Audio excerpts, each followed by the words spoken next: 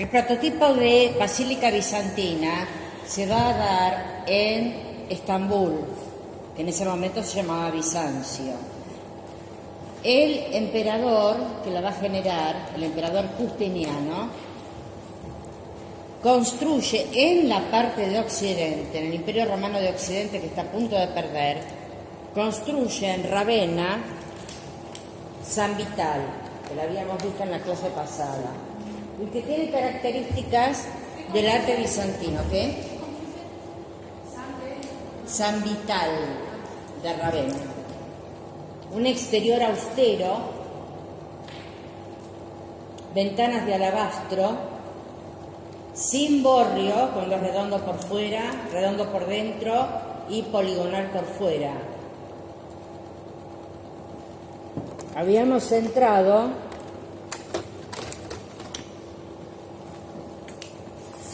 las paredes que ven blancas, ya les dije, es porque han despegado adrede los mosaicos.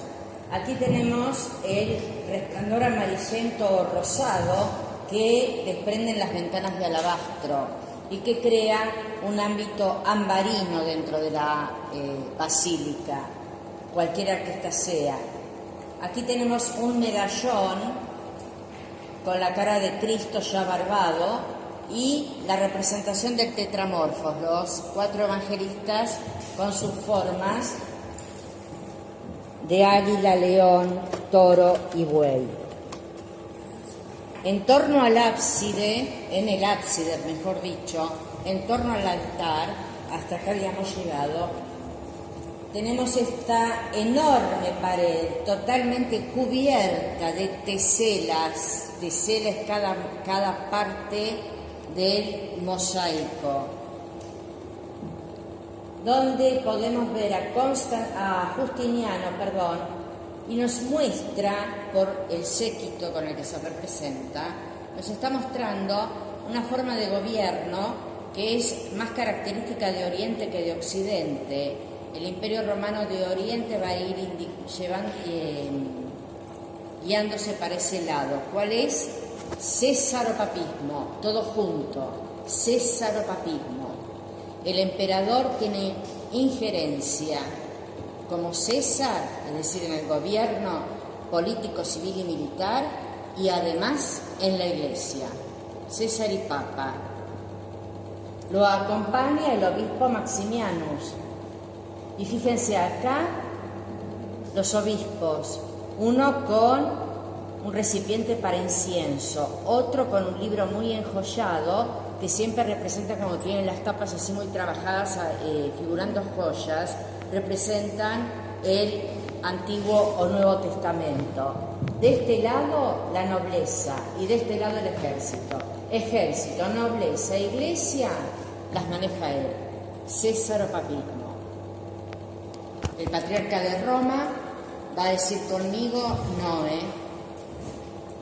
la iglesia la manejo yo. Entonces ahí se va a ir planteando una escisión que finalmente se hace total en el año 1000 entre la Iglesia Católica Apostólica Romana y la Iglesia Ortodoxa griega.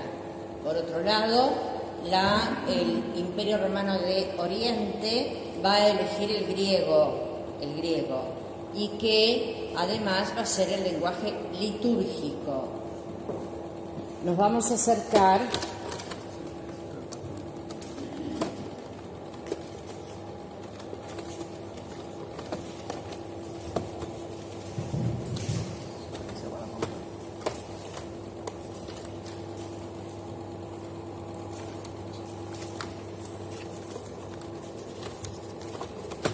ahora a la pared que está justo enfrente de Justiniano. Y aquí aparece su esposa, la emperatriz Teodora, una mujer de mucho peso. En realidad había sido una prostituta y saltimbanqui de un circo, pero Justiniano se enamora de ella, se casa y es la emperatriz. Y realmente con el tiempo va a demostrar que tiene con qué, porque esto es para cultura general, que es muy importante. No sé si ustedes han escuchado el término discusión bizantina. Ahora cuando muchas veces uno no escucha hasta que no sabe. Y cuando empezás a saber, lo empieza a aparecer la palabra. La discusión bizantina se refiere a que los teólogos en Bizancio tenían una enorme formación, pero que además permanentemente estaban generando teorías que solían encontrarse y chocar con las otras precedentes, de manera que se generaban discusiones de nunca acabar. Ella se les imponía a todos, no por el poder, sino por la inteligencia. Incluso en ese momento, estoy hablando del 500, estaba la teoría monofisita y la teoría difisita. Monofisita, monofisis, una naturaleza. Difisita, dos naturalezas. ¿A qué refiere estas teorías que van a chocar? El monofisismo sostiene que si bien Jesús es el ser más perfecto, es creado. Es creado por Dios, es creado, por lo tanto es la criatura más perfecta, pero no es un Dios en el mismo plano. El difisismo, por eso muchas veces van a encontrar la bendición así con los 2 dedos, o si no con los 3 para decir que es trino, pero es para decir que es tan humano como divino. Tan humano como divino. Esa es la que va a predominar en Occidente, el difisismo. Estas discusiones teológicas van a traer guerras sangrientas. En este caso vemos entonces a Teodora. ¿Soy yo? ¿Le falta foco? Ahí está. Acá está Teodora, fíjate, Sí. Acá está Teodora con la fastuosidad típica de Oriente. Aunque es el Imperio Romano, se va orientalizando en cuanto a la fastuosidad. Por ejemplo, estos tocados con perlas hasta la altura de los senos o más abajo todavía, realmente son así, están en los museos, tanto para hombres como para mujeres. Una fastuosidad aplastante.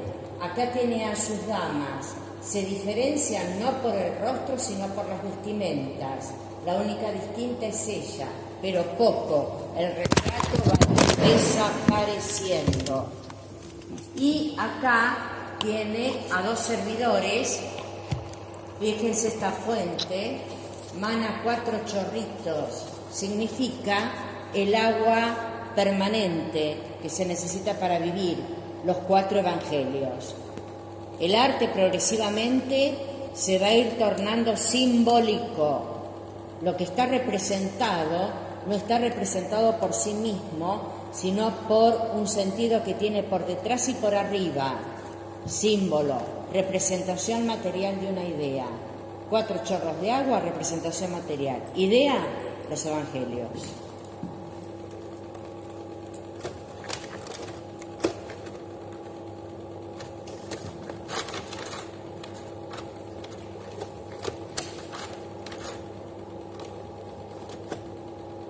Acá nos acercamos para que vean ustedes el extraordinario trabajo de tesela por tesela.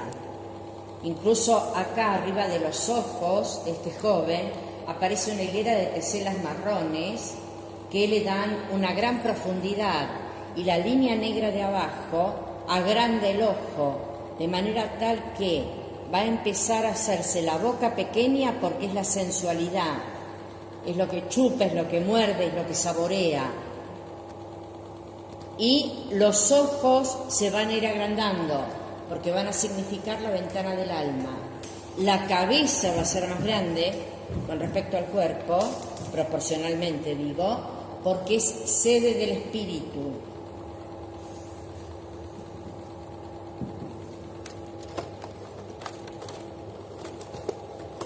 Y acá tenemos la gran creación de Justiniano y Teodora, Santa Sofía de Constantinopla. Está en Estambul, la actual Estambul. Santa Sofía de Constantinopla se la llamó.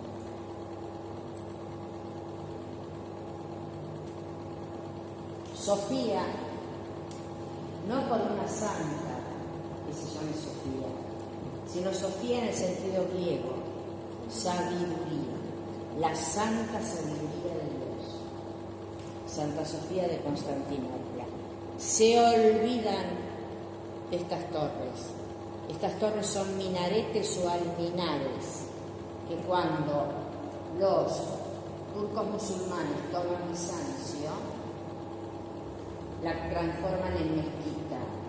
Hoy está desafectada como mezquita y es museo, ¿no? Entre el 527 y el 538 después de Cristo construyeron Santa Sofía de Constantinopla.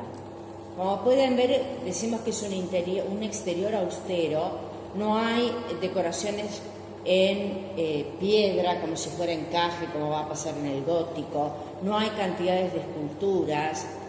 Es una enorme cúpula sobre tambor con ventanas. Esta parte es tambor, cúpula, tambor con ventanas, cuyo peso enorme descarga sobre estas semicúpulas y sobre estos torreones que van de un lado al otro.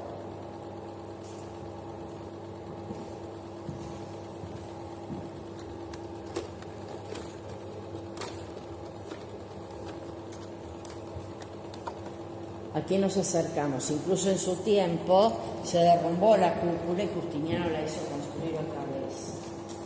Aquí tienen entonces los dos torreones y las dos semicúpulas, sistema de descarga por allá, por acá, por allá, por acá, por acá y por acá. Ventanas con alabastro. En el tambor, ventanas intercaladas con columnas. En el interior, a cada ventana va a corresponder, ya lo veremos, un gasto. Este es el sistema de descarga. A un tal Artemio o Antenio de Talies, parece que fue el arquitecto. Muy importante. Planta de cruz griega. Los dos brazos iguales y en el cruce de los dos brazos la cúpula. Occidente va a preferir la planta de cruz latina, una nave más larga y otra nave más corta que en el último tercio la atraviesa. Entonces genera este tipo de cruz. La cruz griega es así.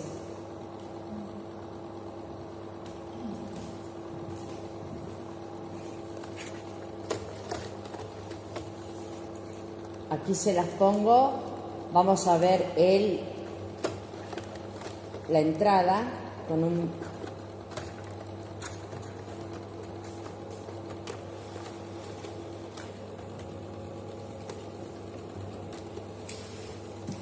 una representación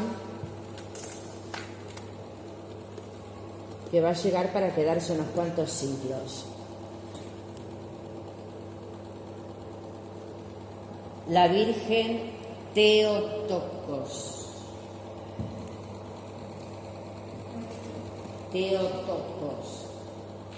Virgen Trono. ¿De quién? De Jesús.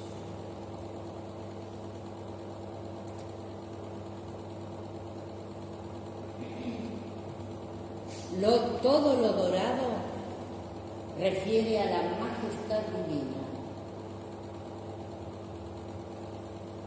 Y en el arte bizantino, como ven, no se deja un resquicio libre. Aquí tenemos acá tenemos estuco, acá tenemos mosaicos en forma geométrica, acá tenemos mosaicos figurativos. No hay un espacio libre. Y además pueden ver que la representación escrita es en griego. Un obispo le entrega al niño y a María un modelo de la iglesia de Santa Sofía. El otro obispo le entrega las murallas, un modelo de las murallas de Bizancio. Es decir, lo civil y militar y lo religioso para vos. Cristo de bebé tiene solo el tamaño, porque tiene cara de adulto, está muy serio y bendiciendo. Y la relación entre madre e hijo no es de mamá-bebé, porque están vistos desde la divinidad. Además pueden ver en el apoyo que ya tiene bajo los pies, tenemos una perspectiva rebatida. Se va para arriba en vez de irse hacia atrás. Bidimensionalidad.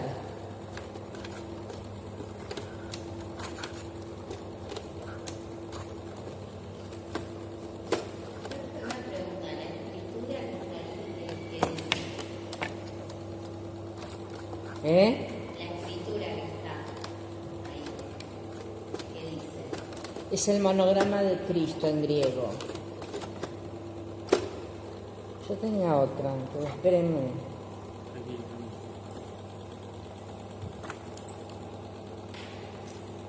¿querés luz?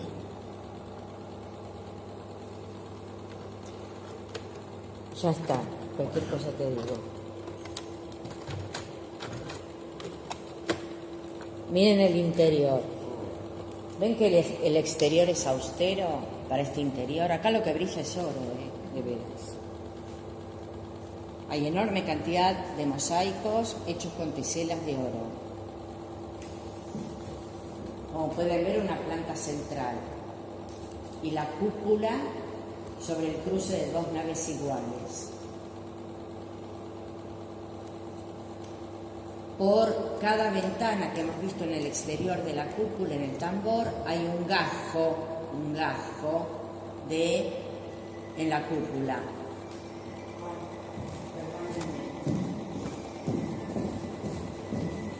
Triángulos semiesféricos. Allá tenemos una semicúpula de las que vimos de afuera y para el lado contrario tenemos la otra semicúpula. Las ventanas en alabastro, como les dije, y olvídense por favor de estos círculos. Son maravillosos, pero no corresponde a esta etapa. Ahí está diciendo: Alá es el único Dios y Mahoma su profeta, en caracteres cúficos, que es la escritura árabe. Eso se pusieron, son enormes discos de yeso que se adosaron al muro cuando se la transformó en mezquita.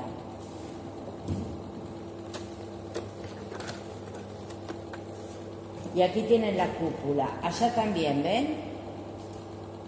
Dice: Alá es el único Dios y Mahoma su profeta. La escultura cúfica musulmana es tan bella que a ojos que no la conocen parece decoración. La escritura. ¿Sí que dije? Escultura. Ay, gracias. No hacen escultura los musulmanes. Bien, aquí tienen la pautación de ventana-gajo, ventana-gajo, ventana-gajo.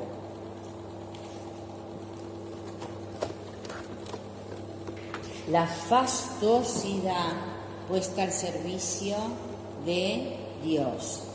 Estas paredes, por ejemplo, de los costados, de los dos costados que están enfrentados, son todas de alabastro, no solamente el vidrio de las ventanas. Típico del oriental es la lámpara muy baja. En las mezquitas va a pasar lo mismo. ¿Por qué? Cuando surge, yo les voy a contar todo lo de Mahoma, cuando surgen los musulmanes, son tribus nómades beduinas que en general no han producido arquitectura en tanto que nómades. Lo vamos a ver ahora que pasa lo mismo con los bárbaros germanos. Entonces van a empezar a aprender técnicas de construcción mirando a Bizancio, la actual Estambul, a la que siempre quisieron invadir pero no lo lograron en mil años, ¿no? Finalmente sí. Entonces, muchas características van a tomarlas las mezquitas, pero son del arte bizantino. Acá esta parte se llama matroneo, van las mujeres. Arco de medio punto, arco de medio punto. Ventanas también en arco de medio punto.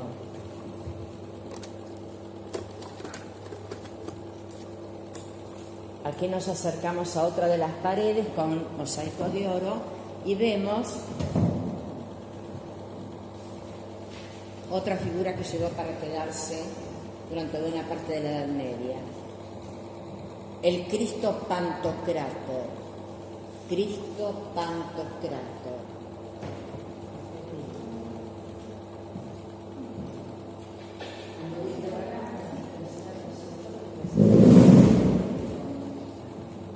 Cristo Pantocrátor, pantos todo, crátor poder, Cristo todopoderoso significa. Y aparece siempre muy serio, como si fuera un juez, y bendiciendo. Además acá pueden ver cómo está marcando, ven con los dos dedos estos dos, dificita, hombre y Dios. Y aquí tenemos a un emperador que le entrega simbólicamente en forma de bolsa todas las riquezas. Y aquí una emperatriz que le entrega un rollo, que significa todos los estudios dedicados a él. Planimetría, planimetría, bidimensionalidad espacial, planimetría corporal. Este es muy bello. Miren cómo han arrancado acá, ¿ven? Las teselas. Es muy frecuente que Cristo aparezca acompañado por María y por San Juan Bautista. Si tiene barba es San Juan Bautista. Si no tiene barba es San Juan Evangelista. Aquí tenemos entonces a María con típicos rasgos bizantinizantes. ¿Cuáles son? Las cejas hacia abajo, la comisura de los labios hacia abajo, predominio del largo sobre el ancho en la cara. Y aquí a Juan Bautista. En el centro, Cristo Pantocrátor, griego en las escrituras, como en Occidente vamos a ver todo el tiempo latino, porque es el que van a elegir. Nos acercamos a este magnífico Cristo y vemos las teselas. Miren, por ejemplo, acá en estos pliegues son teselas de oro.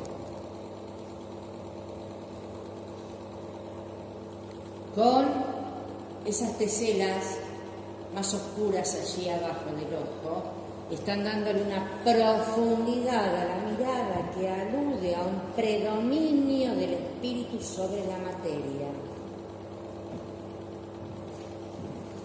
Boca muy pequeña y ojos proporcionalmente más grandes. Y aquí tenemos también dentro de Santa Sofía al emperador y la emperatriz. Todos estos en la realidad eran tejidos de perlas y piedras preciosas en las túnicas. Nuevamente, este es otro emperador, aparece con la bolsa al lado de la Virgen Teotocos y la emperatriz con el pergamino. Vean, en este caso, como tenemos claramente dado a un Jesús que está tomado desde el punto de vista de lo divino. De niño, reitero, tiene solo el tamaño, tiene cara de adulto, está serio y bendice. Están vistos desde la divinidad. En el gótico de la Baja Edad Media van a empezar a ser vistos como mamá, bebé. Pero eso va a ser en el 1100 recién. Acá estamos en el 500. Los ojos muy sombreados arriba, por supuesto tesela por tesela, le da una gran profundidad a la mirada, permanentemente la mirada. Y además la Virgen sostiene trono, sostiene al bebé, al hijo. En el gótico vamos a ver cómo es un bebito de veras que se da vuelta, le toca la cara. Y aquí tenemos el capitel bizantino. El capitel bizantino tiene una forma de pirámide invertida truncada con motivos vegetales o florales hechos con trépano, rehundiendo, y una parte superior también en forma de pirámide invertida truncada que se llama cimacio, las dos veces con C, en donde aparecen motivos simbólicos. En este caso, en torno a una cruz de dos brazos iguales, aparecen dos animales que están representando la iglesia cuando son dos solos. Y atrás, las plantas están representando el permanente alimento de una naturaleza fresca, que es la palabra divina. Arriba, como ven, todo cubierto de decoración, simbólica o decoración. Aquí en el intra-2 del marco, en el interior del gran marco de medio punto, tenemos círculos hechos y completamente cubiertos con lapislázuli.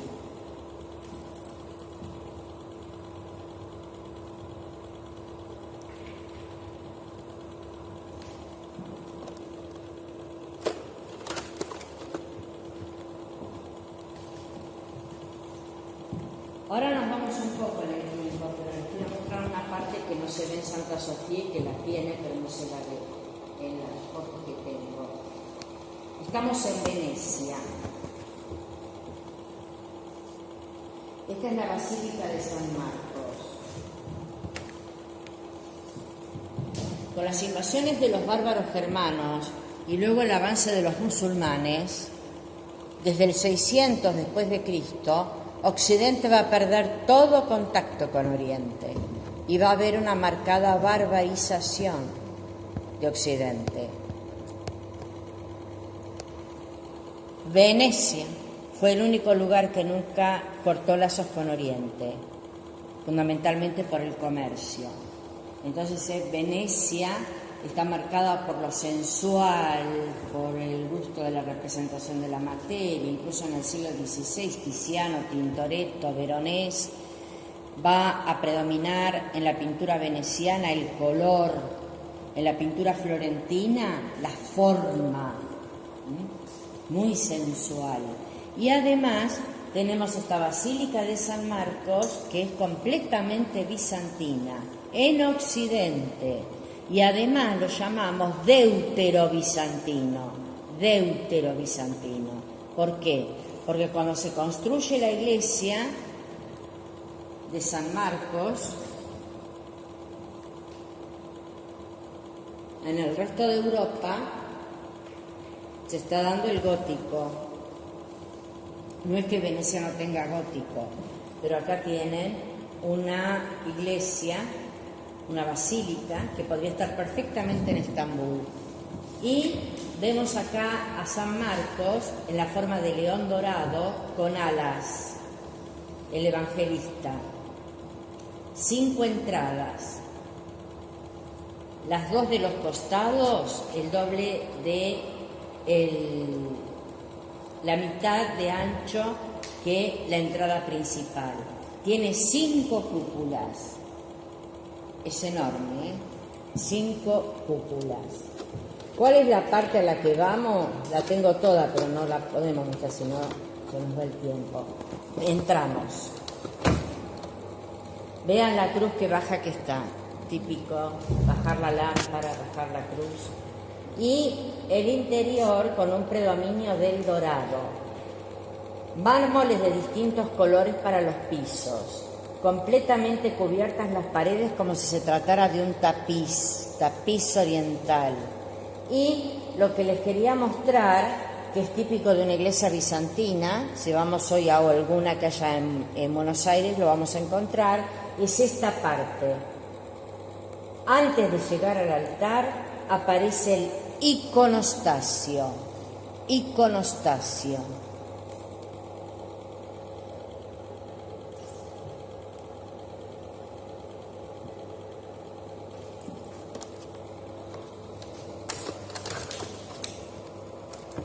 ¿Ven? Es muy grande. Es decir, que allá está el ábside con el altar. Antes de llegar al altar, el iconostasio. Ícono. ¿Qué significa la palabra ícono? Imagen. Por ejemplo, podemos decir la iconografía del siglo XX es tal y cual, es decir, la manera de generar imágenes. Ahora, hablando específicamente dicha, icono, es un tipo de pintura con motivo religioso muy trabajosa, porque implica casi como una especie de ceremonia y se utiliza pan de oro, etc.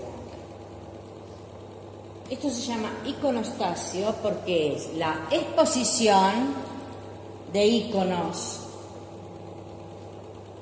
de esculturas. Iconostasio.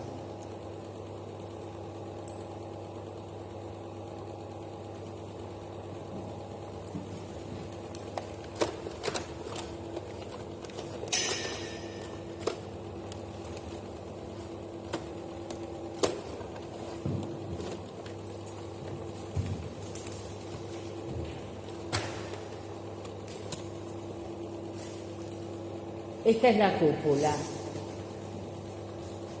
de San Marcos. En el centro, un Cristo Pantocrátor bendiciendo sobre un fondo azul que remite al paraíso y lo celestial, con estrellas amarillas que remiten a la majestad divina. Por cada ventana del tambor hay una imagen: María, ángeles, apóstoles. La representación alternada de los árboles implica el alimento de la palabra. Aquí tenemos el iconostasio. El altar está allá. Mármoles de distintos colores, apuesta permanente por la policromía. Y arriba toda una serie de esculturas que remiten, claro, a imágenes sagradas. Esto es propio de la Iglesia bizantina.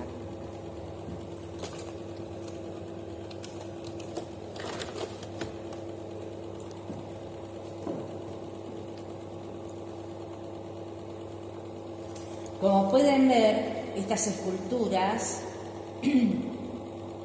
tienen volumetría.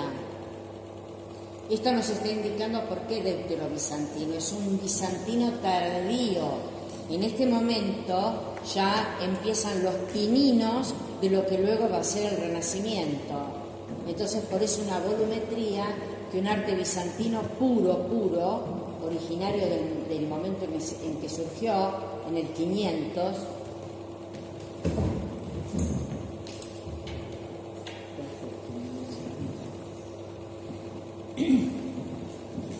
las hubiera dado en forma planimétrica, como vamos a ver en el románico, por ejemplo.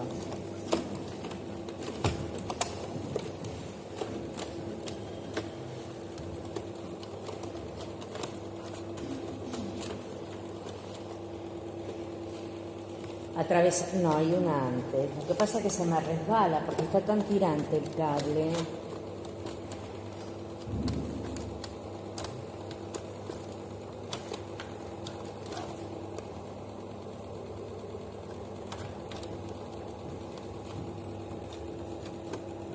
Ahí las tienen.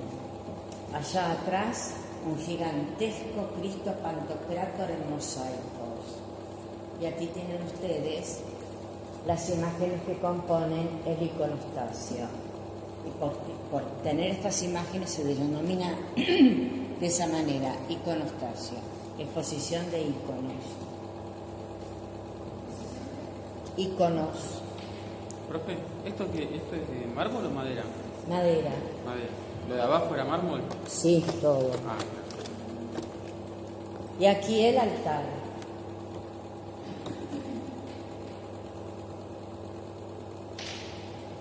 Todo esto es de oro,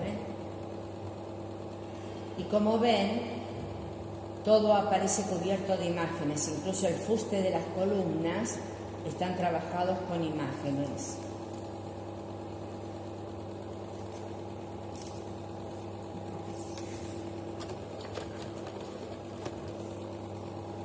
Nos acercamos más.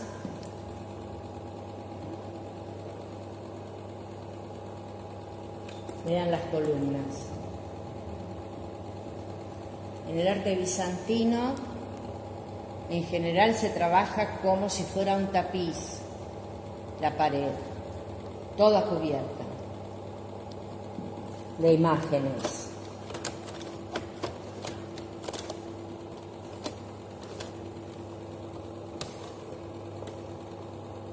Y ahora viene el cachengue.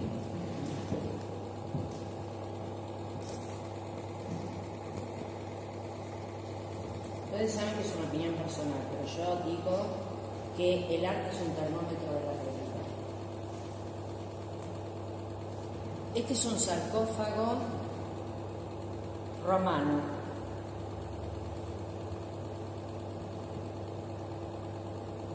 Aquí observamos, tanto en la postura de los cuerpos como en la gestualidad de los rostros, un profundo terror.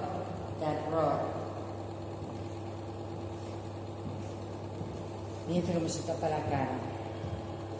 Apunta sí al terror ante la muerte, pero fundamentalmente apunta a las circunstancias que está viviendo el Imperio Romano de Occidente, en torno al 400 después de Cristo.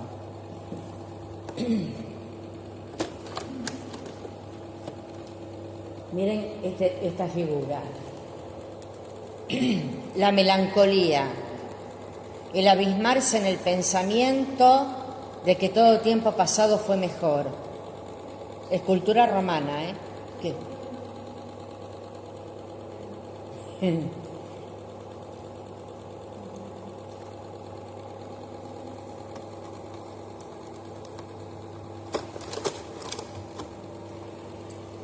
Aquí tenemos también niños con gesto de aflicción, gente que tira los brazos hacia ellos para protegerlos, una enorme cantidad de soldados.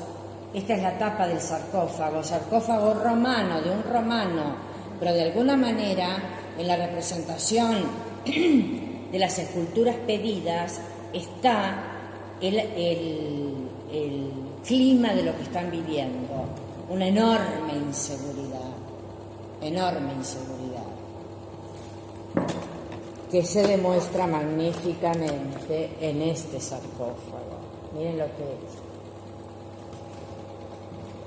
Sarcófago romano, la lucha con los bárbaros, caos, muerte, destrucción.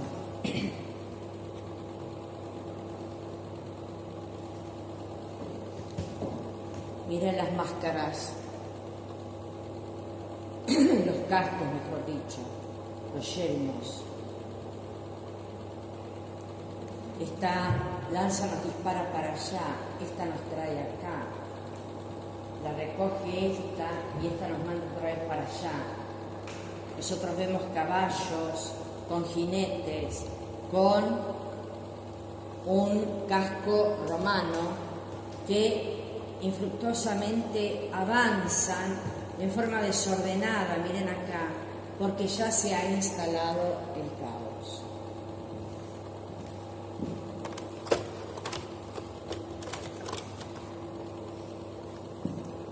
Las murallas de Roma no van a poder contener a las invasiones bárbaro-germanas.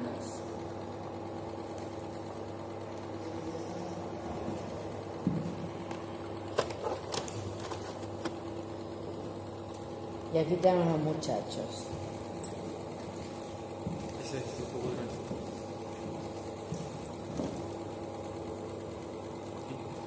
Todo esto, miren el láser. Todo esto, el Imperio Romano. Después quedó como Imperio Romano de Occidente y este Imperio Romano de Oriente.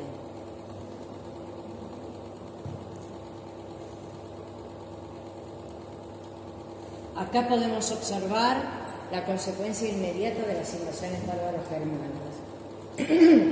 la compartimentalización del territorio. Compartimentalización del territorio. Antes había un ombligo de poder que estaba en Roma y que emanaba a todas las partes del imperio. Habla latín, regite por el derecho romano, pagar los impuestos y respetar al emperador. Que pase la tuya. No haces esto, te reviento. Con la invasión de los bárbaros germanos, que son tribus nómades,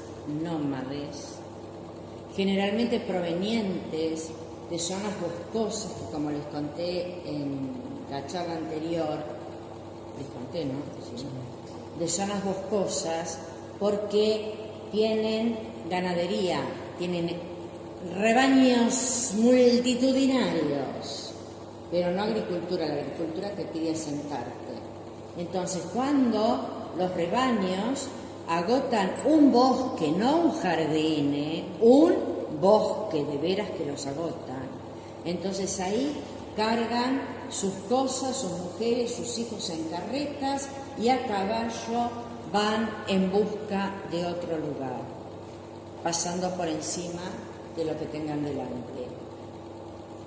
Los bárbaros germanos son aquellos pueblos que estaban más allá del Rin y del Danubio. El Rin pasa por acá, el Danubio todo por acá.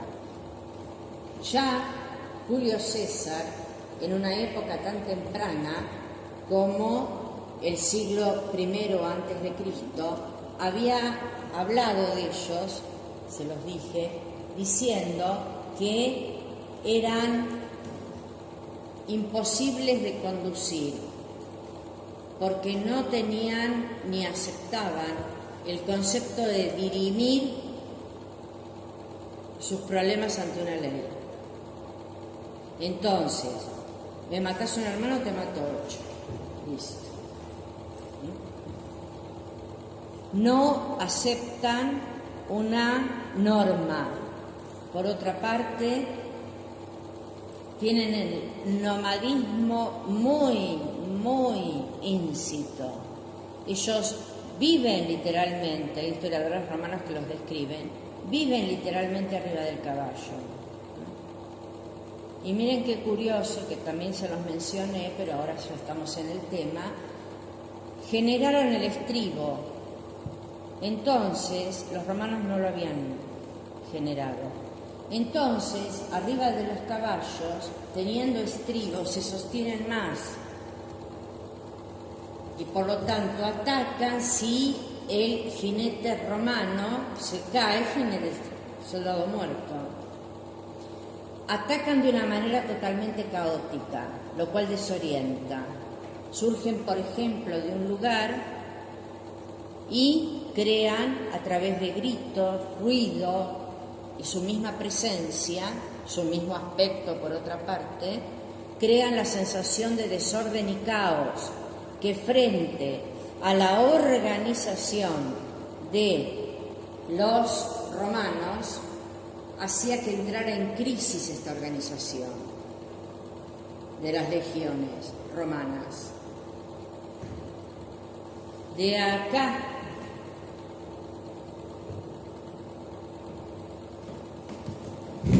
de Mongolia tenemos los hunos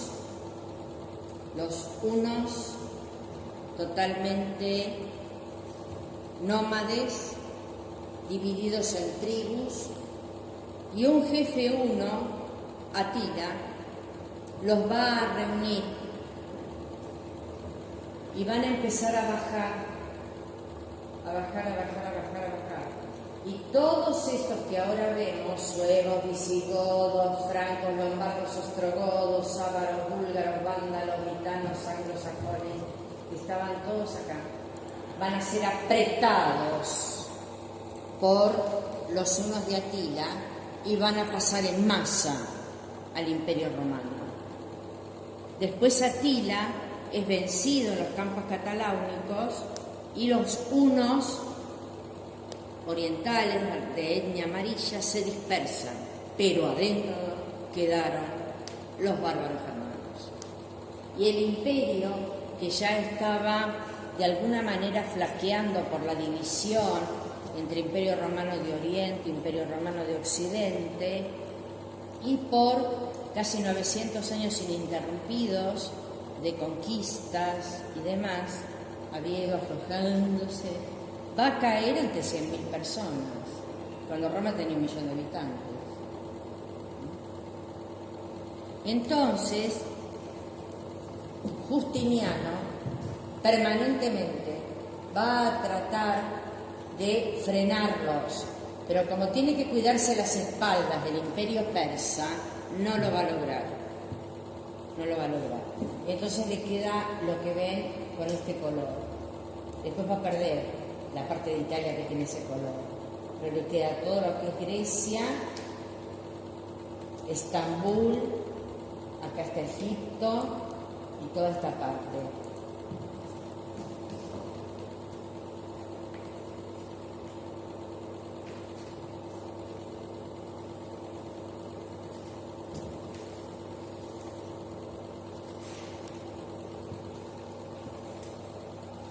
Los bárbaros germanos han entrado. Los visigodos se asientan acá. Vienen los francos, otros bárbaros germanos iguales que ellos, y los empujan para acá. Acá estaban los vándalos, los visigodos los empujan para acá. Entonces los vándalos, norte de África, visigodos, España, los francos, la actual Francia y una partecita chica de Alemania. Italia se compartimentaliza toda entre tribus bárbaros germanas, ostrogodas y lombardas. Los lombardos son bravísimos. Y anglos y sajones se sitúan acá. Britanos ya eran lugareños y hasta acá, Gran Bretaña estaba romanizada. Hasta acá habían llegado y el emperador Adriano había construido las murallas de Adriano. Nunca habían podido ni con Irlanda ni con Gales. También se compartimentaliza todo el poder.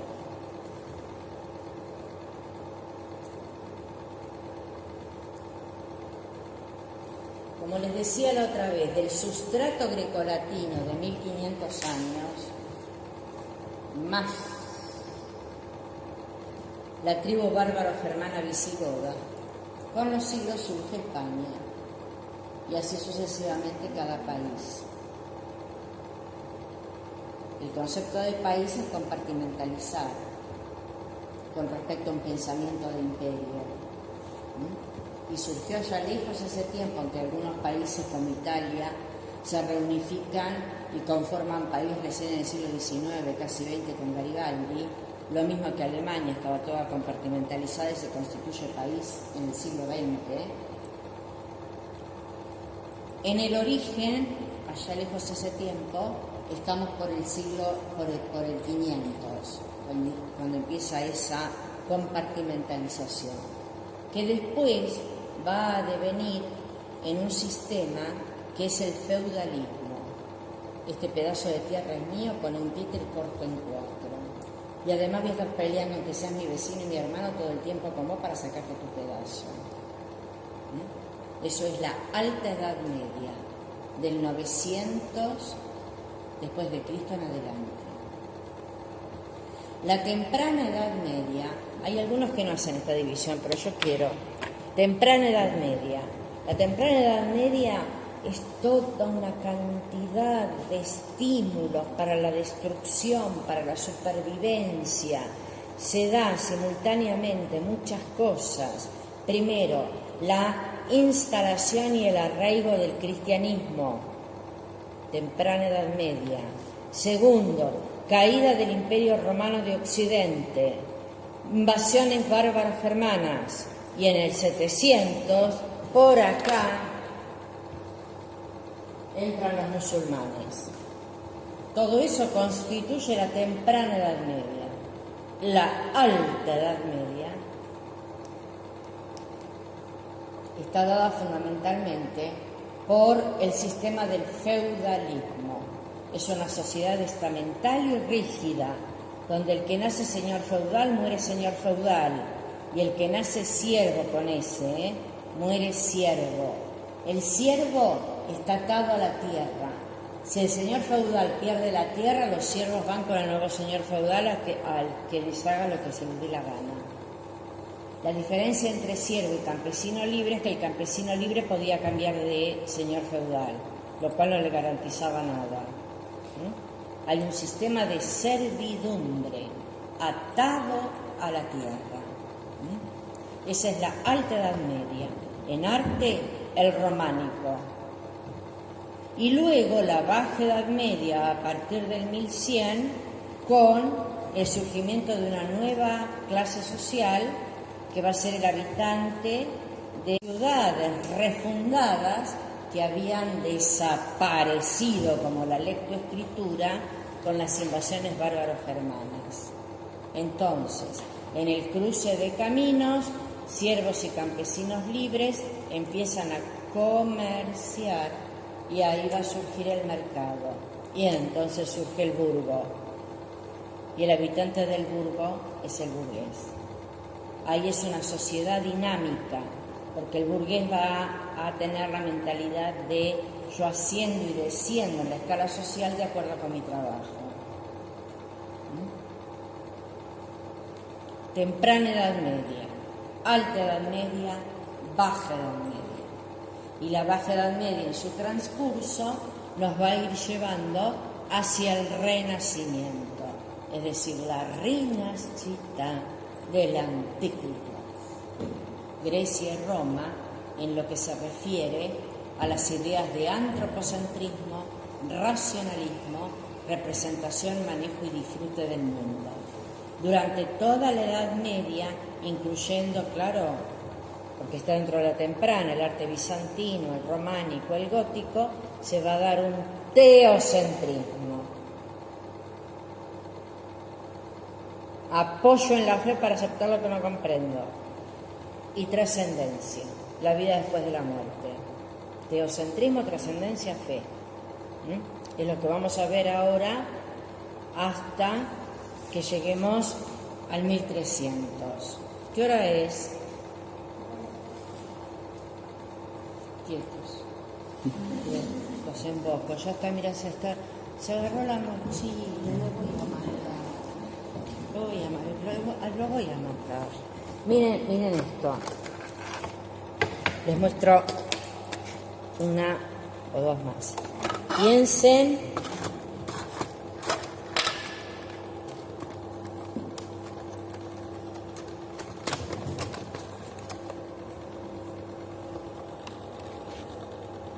nosotros tenemos toda la escultura griega y romana, la representación permanente de lo humano, incluso si se refieren a los dioses. Miren el sitio en el que quedó el humano en las invasiones bárbaro-germanas. Vuelve a aparecer algo que había sido vencido o dominado por medio de la razón. Perseo mata a la medusa, monstruo. Teseo mata al minotauro, monstruo. Edipo mata a la esfinge. Acá vuelve a surgir el monstruo. El monstruo es aquello que es abismalmente diferente a mí, que no comparte mi lenguaje, por lo tanto es imposible la comunicación y la destrucción es inevitable.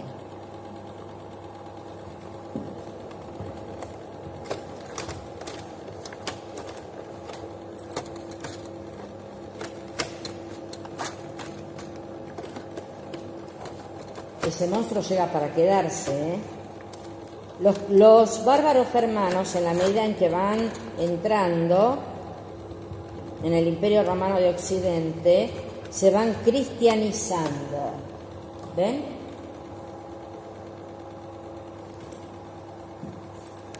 Ni Apolo, ni Zeus, o si quieren después, por por supuesto salvando las diferencias, Jesús, etc. El monstruo que te destruye. El humano acá representado con los ojos muertos, las garras que lo aplastan y la permanente amenaza. El monstruo siempre que surge está representando el terror a lo desconocido o el terror a lo que está por venir. No, lo traían con ellos. Los bárbaros germanos. El gran aporte, es un aporte magnífico, después va a pasar esto, se va a transmutar en la representación del demonio, qué sé yo. Bueno, es el monstruo y el entrelazo de melodía infinita.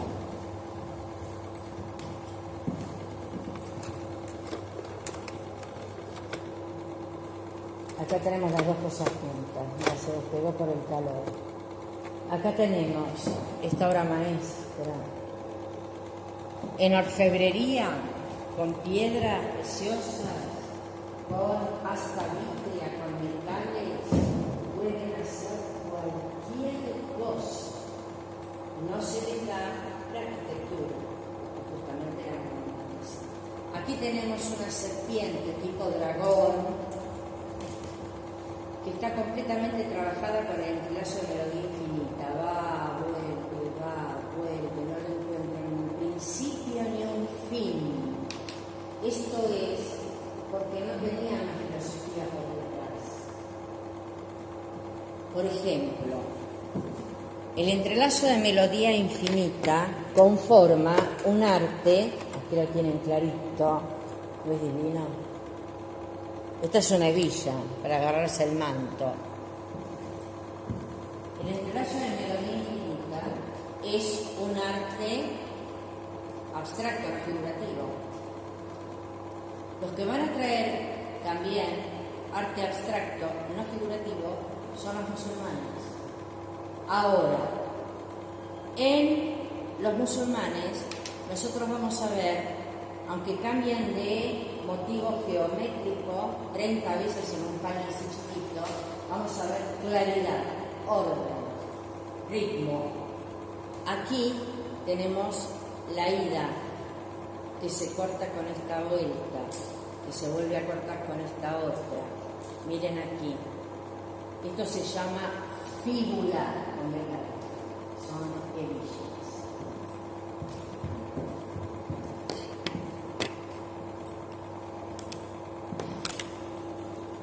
Mati, ¿prendés? Sí. Que vos sabés dónde Sí, estaba. acá.